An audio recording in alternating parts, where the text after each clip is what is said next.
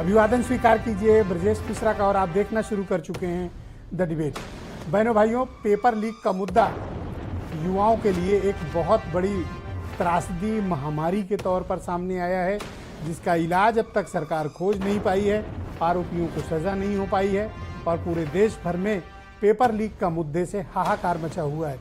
और इससे सर्वाधिक प्रभावित हमारी युवा कम्युनिटी है, जिसके समक्ष अब अवसर लगातार घटते जा रहे हैं। पेपर लीक के मुद्दे को लेकर उत्तर प्रदेश की सरकार एक कानून बनाने जा रही है, जिसके लिए कैबिनेट से एक अध्यादेश के ड्राफ्ट पास हुआ है, जिसमें कहा गया है कि 2 साल से लेकर आजीवन कारावास तक की सजा और 1 करोड़ रुपए का जुर्माना। क्या ये पेपर लीक को रोक पाएगा ये कानून? और आज एक बड़ा खुलासा हुआ कि राजभर की पार्टी के एक एमएलए ने कहा कि पेपर लीक के वो उस्ताद हैं और उनका एक स्टिंग ऑपरेशन किसी युवा ने किया और उन्होंने अपने सारे गुनाह उसमें कबूले हैं और ये स्वीकार किया है कि वो पेपर लीक माफिया हैं और वो खुद पेपर लीक का काम कराते हैं और वो इस वक्त एसबीएसपी के विधायक हैं।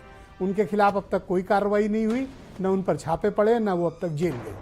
आज चर्चा इसी विषय पर। बहन भाइयों, उत्तर प्रदेश की कैबिनेट ने एक बहुत ही महत्वपूर्ण अध्यादेश के ड्राफ्ट को कैबिनेट ने स्वीकृत किया है। कुछ दिनों के भीतर ये ऑर्डिनेंस के रूप में हमारे समक्ष होगा और उसके बाद जब असेंबली चलेगी, अगर उसमें पास हो गया तो ये कानून बनेगा। यूपी की सरकार पेपर लीक से निपटने के लिए वो एक ऑर्डिनेंस लाना चाहते हैं। इस ऑर्डिनेंस के 2 मुख्य प्रावधान हैं, जिसमें ये बात कही गई है कि जो भी पेपर लीक के आरोपी पाए गए, अगर उन पर मुकदमा साबित होता है तो उनको 2 वर्ष से लेकर आजीवन कारावास तक की सजा का प्रावधान किया गया है। अभी जो पेपर लीक के मामले हैं उसमें इतनी कड़ी सजा के प्रावधान नहीं है, लिहाजा वो बच जाते हैं।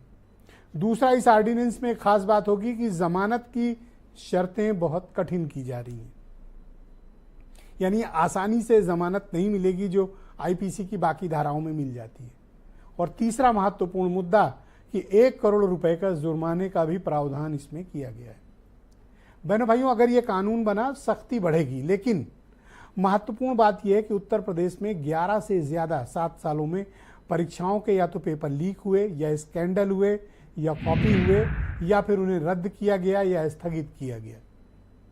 लिहाजा ये कोई सामान्य समस्या नहीं है, ये कि बड़ी असामान्य समस्या है कि सरकार कायदे से एग्जामिनेशन भी नहीं करा पा रही। नीट वगैरह के इशू तो सेंट्रल सब्जेक्ट जो चल रहे हैं वो तो अलग हैं, लेकिन उत्तर प्रदेश एक गजब की समस्या से और बड़ी ही संवेदनशील समस्या से मुखातिब है, वो है पेपर लीक।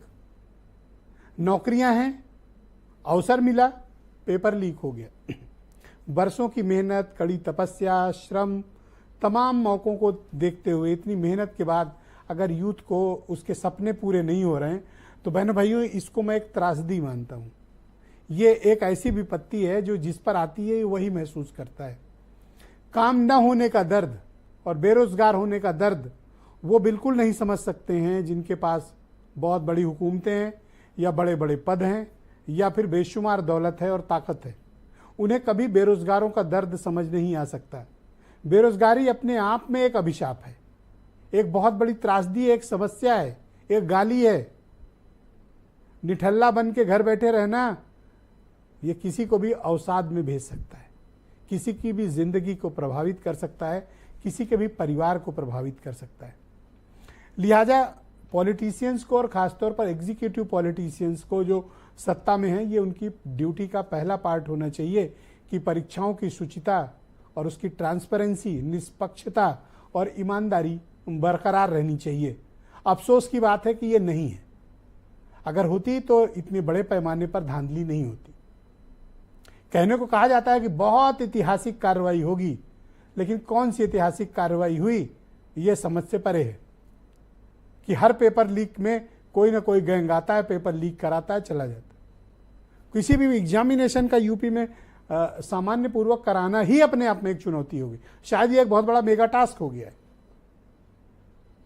अब जब ये सब चल ही रहा था तो पिछले 3 दिनों से उत्तर प्रदेश में एसबीएसपी यानी ओम प्रकाश राजभर की पार्टी के एक विधायक हैं, गाजीपुर की एक सीट है जखनिया, वहां के एमएलए हैं बेदी राम। वो पेपर लीक मामले में जेल काट चुके हैं। वो उनको गिरफ्तार किया गया था, वो जेल गए थे, लेकिन पेपर लीक का काम उन्होंने अभी छोड़ा नहीं। वो किसी भी भर्ती में 40, 50, 100 या उससे भी अधिक पेपर लीक करा लेते हैं और वो स्वयं रिजल्ट पर बदलवा देते हैं और इसके लिए बाकायदा खुलेआम वो स्वीकारोक्ति भी करते हैं। और ऐसा मैं नहीं कह रहा, खुद बेदीराम अपने वीडियो में ये बात कह रहे हैं कि उन्होंने कितनी ही परीक्षाओं के पेपर लीक कराए हैं, रिजल्ट बदलवाए हैं, लोगों को नौकरियां दिलाई हैं और वो उसके पैसे भी लेते हैं। वो उन्होंने स्वीकार भी किया। कहा जब रिजल्ट आया आपका हो गया तो आप पैसा लेने क्यों आए हो वापिस? वैसे ये बात तो उन्होंने सही कही, क्योंकि वो तो उनका धंधा है पेपर लीक कराना। तो धंधे में उन्होंने अपना काम कर दिया कि आपका नाम रिजल्ट में आ गया। अब किसी स्कैंडल में फंस गया, परीक्षा रद्द हो गई, तो बेदीराम की क्या गलती? बहनों भाइयों, ढिठाई का ये स्तर आपको हैरान करता है, लेकिन आप ही लोगों ने तो बेदीराम को चुना है। बेदीराम कोई आसमान से नहीं निकले कि जेल से निकले और उनको किसी ने विधायक बना दिया, आपने ही उनको विधायक बनाया है। तो आप अपनी भी बारे में भी सोचिए कि आपने किन किन लोगों को चुनकर उत्तर प्रदेश की असेंबली में भेजा है, जो खुलेआम वीडियो में ये कह रहे हैं कि वो पेपर लीक कराते हैं।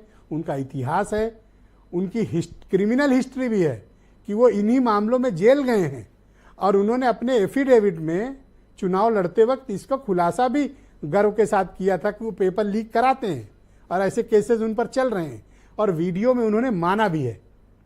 लेकिन मजाल कि इनके खिलाफ कोई कार्रवाई हो जाए। बेदीराम घर पर हैं, आराम से हैं, कोई एफआईआर नहीं, कोई मुकदमा नहीं, कोई अरेस्टिंग नहीं, कोई छापे नहीं। अब ऐसे ऐसे विधायक अगर बैठेंगे तो कौन सा पेपर लीक का ये कानून पास करा देंगे, मुझे हैरानी होगी। जब वर्तमान सरकार ये कानून लेकर असेंबली में आएगी तब ये बड़ा दिलचस्प नजारा होगा कि बेदीराम उसको किधर उसके लिए वोट देंगे, उसके पक्ष में या उसके खिलाफ। बहनों भाइयों, ये सामान्य प्रकरण नहीं है, ये कोई हंसी ठिठोली मजाक का विषय नहीं है। ऐसे विधायक लोकतंत्र पर धब्बा हैं, ऐसे विधायक युवाओं के भविष्य पर कलंक हैं और मैं तो उम्मीद करता हूं कि इनके खिलाफ बहुत कठोर कार्रवाई उत्तर प्रदेश की सरकार करेगी। आप कुछ बयान सुने, फिर आज की डिबेट हम आगे बढ़ाएंगे।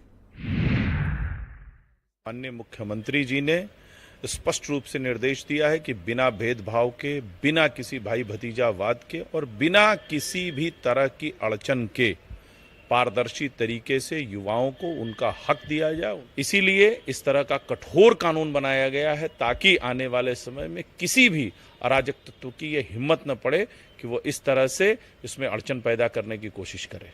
सब परीक्षाएं लीक हो रही हैं, सारे पेपर लीक हो रहे हैं। बीजेपी का शासनकाल उत्तर प्रदेश में पहले भी था, उस जमाने में भी सारे पेपर लीक हुए थे। 12 परीक्षाएं इन्होंने जरूर कराई, लेकिन सबके पर्चे लीक हो गए। आखिर सरकार की मंशा क्या है?